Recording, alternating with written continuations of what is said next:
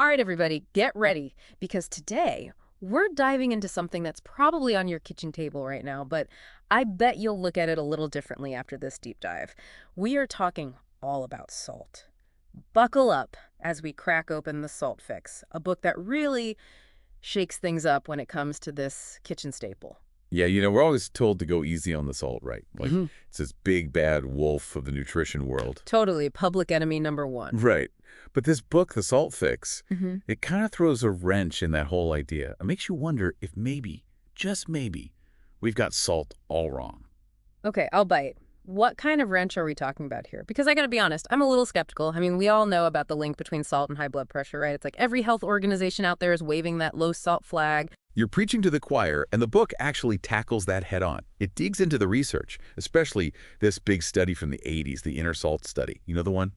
Yeah, I think I've heard of it. So it's like the poster child for these low salt recommendations. But here's the kicker, the study itself. It actually found that only a tiny percentage of the folks involved were actually eating less sodium than what was recommended. Wait, hold up. So most of them weren't even eating a low-salt diet in the first place? Nope. And it gets even wilder. Uh. This study, it actually showed that some groups with the highest salt intake, you know what? They also had lower blood pressure. Whoa. Right. It makes you think twice about this whole cut back on salt thing, doesn't it? And it feeds right into the book's main argument. This one-size-fits-all approach to salt just isn't backed up by the science. Okay, you've definitely got my attention now.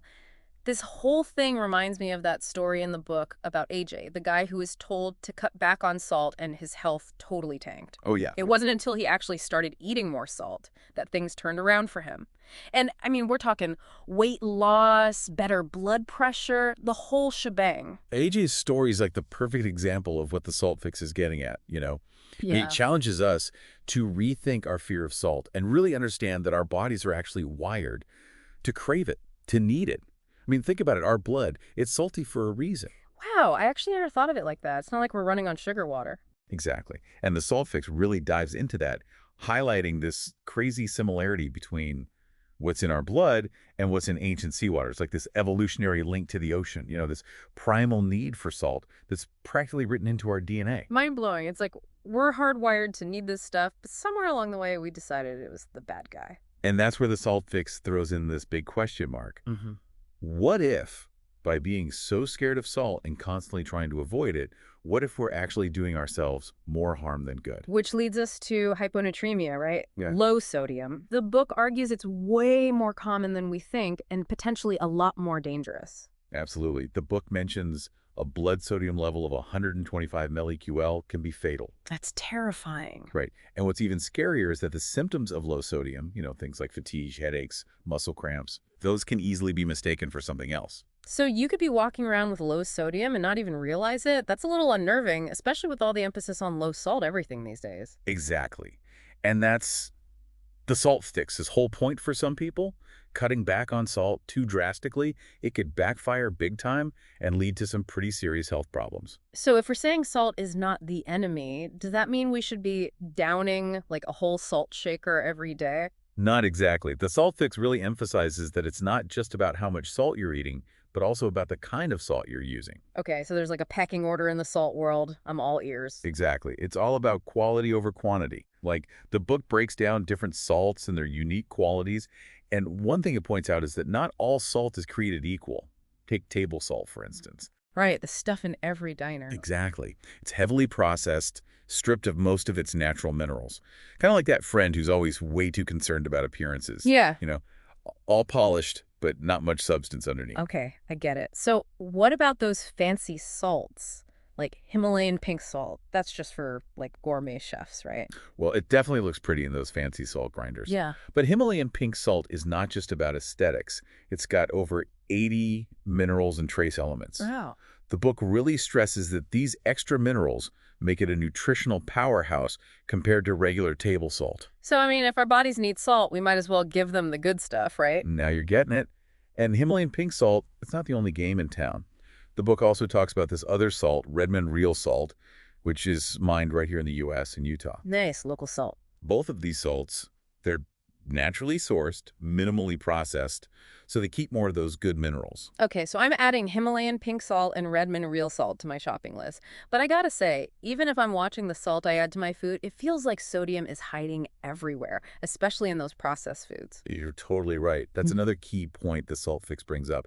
It actually has this eye-opening list of foods that you wouldn't think are high in sodium bread, cereal, even some canned soups, What? and salad Oh, dressing. no way. The stuff that's supposed to be healthy. Yep, and these are often marketed as healthy choices, but they can be loaded with sodium. Wow, it's like a stealthy sodium attack. I know, right? That's why the book stresses the importance of being aware of these sneaky sodium sources. It's not about becoming a salt detective, but about being informed. So it sounds like those low salt labels can be pretty misleading. They might be low in added salt, but still be packed with sodium from other stuff. Totally. The book wants us to look beyond those labels and really dissect the ingredient list. And if you really want to be in control of your salt intake, you know it's always a good bet. Let me guess, cooking at home. You got it. So one of the things I found really interesting in the book was this whole link between sugar and salt cravings. Have you ever heard of that? Oh, yeah, for sure. The Salt Fix explains that when you eat a lot of sugar, it can throw your body's salt balance out of whack. And that triggers those intense cravings for salty foods. So it's not just about willpower or having a sweet tooth. Our bodies might actually be screaming for salt because of all the sugar we're eating. Exactly. That's a huge takeaway. And it circles back to a bigger point the book makes. We can't talk about salt without talking about sugar. Our modern diets, they're overflowing with sugar. And that has all these ripple effects on our health, including our salt balance. It's fascinating, but it also kind of turns everything we thought we knew about salt on its head. So if restricting salt isn't always the answer, what does that even mean for public health advice? And what about the fact that our food environment is practically drowning in processed foods and added sugars? It's like a recipe for disaster. It's almost like we've been so busy demonizing salt that we forgot it's actually essential. Like our bodies need it to work right. It's a good way to put it. Yeah. And the Salt Fix, it reminds us that our bodies, they're actually pretty amazing at self-regulating. We've evolved over, millions of years to crave salt when we need it and get rid of it when we don't. Yeah. The problem is when we try to mess with that system with all these strict rules. So are you saying instead of freaking out about salt, we should be listening to our bodies more? Like if we're craving salty stuff, maybe it's a sign we actually need more? It's definitely something to think about. Yeah. Especially if we're eating lots of sugar, which, like we talked about, can really throw our salt balance out of whack. Right, right. It seems like the Salt Fix is all about a more, I don't know, personalized approach to salt, Completely. taking into account our individual needs instead of just like a one-size-fits-all kind of thing. Exactly. It encourages us to, tune into our own bodies, talk to our doctors, figure out the right amount of salt for us. It's about finding that balance, getting enough salt to be healthy, but not going overboard. This whole deep dive has really opened my eyes. I've learned so much about salt, and honestly, it's made me realize we should always be questioning things, Those things everyone just assumes is true about health and stuff. Like, do your own research, dig a little deeper. Couldn't agree more. This world of health and nutrition, it's constantly changing. And it's on us to stay informed, stay curious, and, make choices that feel right for us. Absolutely. And for anyone listening who's totally hooked on this salt saga like I am, I highly recommend checking out the Salt Fix. It's full of even more research, incredible stories, and practical tips.